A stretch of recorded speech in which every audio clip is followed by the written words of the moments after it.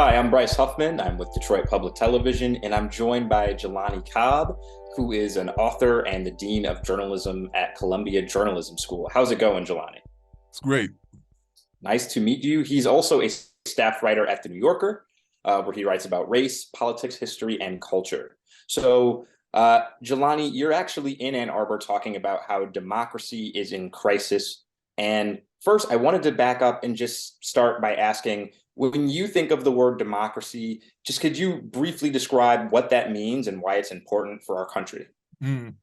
Well, I mean, I think it's interesting because we start with the presumption that we are a democracy, and we've never really thought about what it took for us to become one to the extent that we are. And what I mean by that is that in 1776, you have a framework for the nation that was created, but it didn't include the demos, which are the people. The Black people were not included in that civic compact. Women were not included in that civic compact. So it's not until the 15th and 19th Amendments that you actually have a more fully encompassing concept of democracy, and then really until the 1965 Voting Rights Act. So where people can actually participate fully in the rights, the civic right of casting a ballot. And so when we think about what democracy is, it is really the journey that this nation has been on from the point that it has been conceived of to create a society in which each person is equally capable of collectively of contributing to the collective decisions about who and what we are and what we do. Yeah, and I appreciate that you started off by attacking kind of the assumption that we are a democracy. So when we think about this idea that our democracy is crumbling or is in crisis or is struggling, when did you first sort of appear to come to that conclusion that we're really in a weird spot as far as democracy and freedom and people's voices actually being expressed goes? Well, I mean, I think there's been a low-grade fever of crisis in the society as far as democracy is concerned for a really long time. When we think about the aggregated power of corporations and the amount of money that is in our politics, the staggering amount of money that's in our politics, the inequality in access to the ballot, and all those things, which were able to be ignored. They're able to be thought of as just kind of quirks of the American system, and other dynamics like the Electoral College, which has become increasingly kind of assailed.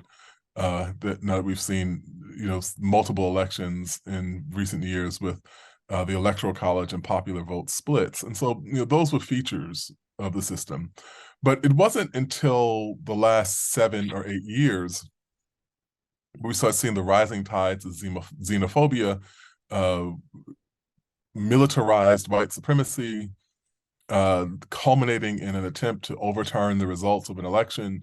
We've seen legislatures pass laws that would facilitate the overturning of future elections, ballot audits, and all manner of voter intimidation in most recent elections, and people needing to go to court in order to prohibit the intimidation of voters or the armed intimidation of voters, who want to cast a ballot.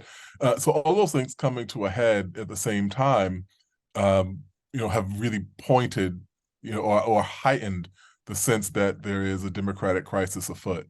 How do you, as an educator, talk to young journalists and students about this moment in American history and how they can prepare to go out into the field and report on these things?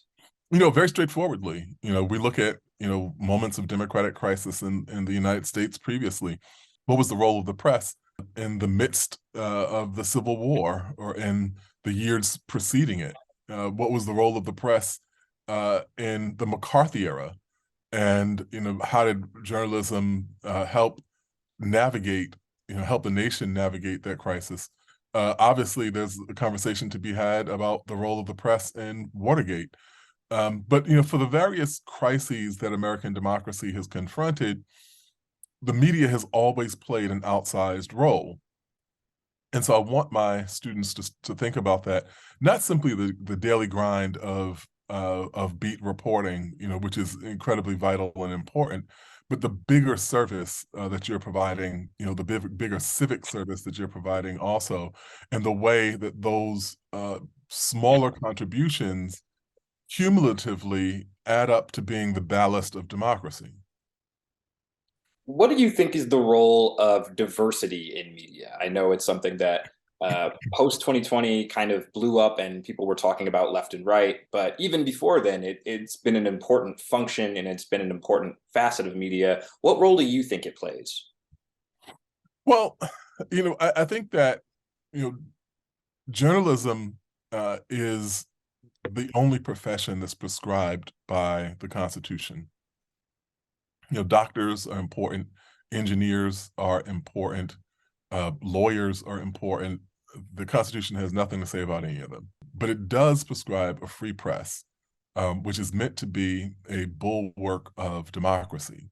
And in order to effectively be that, journalism should be as democratic as the society, meaning it should look like the people who constitute the nation.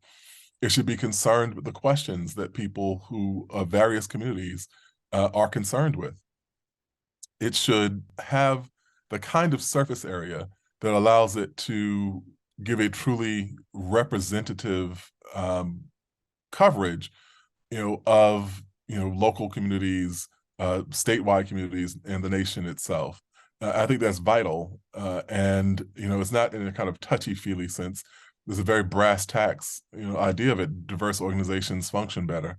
Diverse news organizations get stories that less diverse organizations would not get, and so there are grand, lofty reasons why it's important for diversity to be at the core of the missions of news organizations, but there are also very practical reasons as well. When we talk about things like misinformation in media, that's a big problem, a big concern right now, especially as far as politics go. Our nation is very divided when it comes to political ideologies.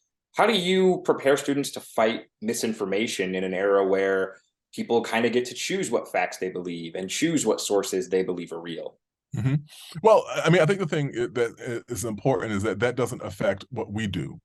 It affects the way that people react to what we do. But we do the same thing.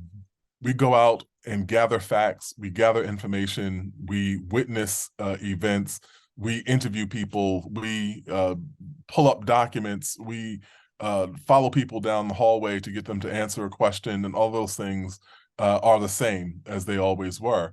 Now, how we present information and how we debunk things, that is a kind of novel challenge. Not entirely novel. It's some version of this has always been with us, but the kind of organized disinformation campaigns that we see on social media now, most notably, during the early days of the pandemic, and certainly around the 2016 and 2020 elections, that's a novel problem. And so one of the things that we also have to be prepared to do is respond to falsehoods and kind of be transparent with our own reporting processes. I think one of the ways that we bolster what we do is by showing people exactly what we do. You know, if you write an article, especially in a digital format, there should be a link to how you did that article, which shows, the people you interviewed, the facts that you gathered, the documents you used, and so on, so that a reader in your audience, should they be so inclined, could replicate that same approach, those same steps. To switch gears just slightly, I know one of the books you've written, To the Break of Dawn, a freestyle on the hip hop aesthetic. Hip hop as a genre is considered at this point to be 50 years old, to some historians a little bit older. How do you feel about that anniversary, and how do you think the next 50 years of hip hop will go, and how do you think that will affect our culture moving forward?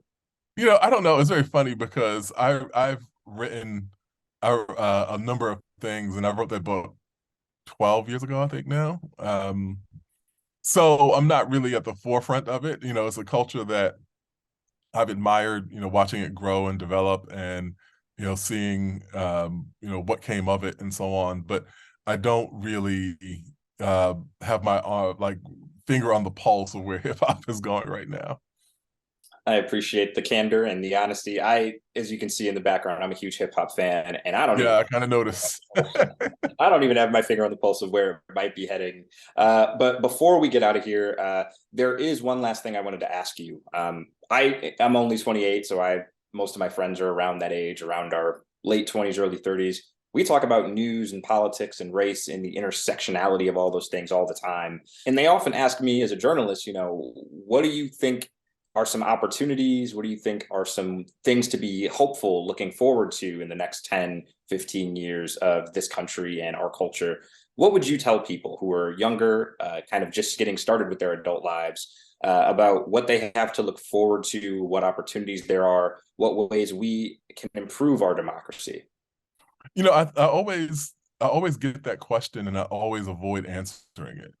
And the reason I avoid that question, though, is because I feel like younger people know that better than I would. Maybe they don't know that they know it. But if you think about what talents you have and the things that you want to see in the world and what your circle of friends care about, that's kind of a guidepost to where we're going in some small way, in a microcosmic way. And for me, a person who is, 53, I've seen, the way that the ambitions and ideas of my generation actually did shape the way society has moved and what our inclinations have been. It's tremendously exciting, to hear young people in the kind of discovery phase of that, to say, like, we want to know what's in front of us, or what can we do, and so on.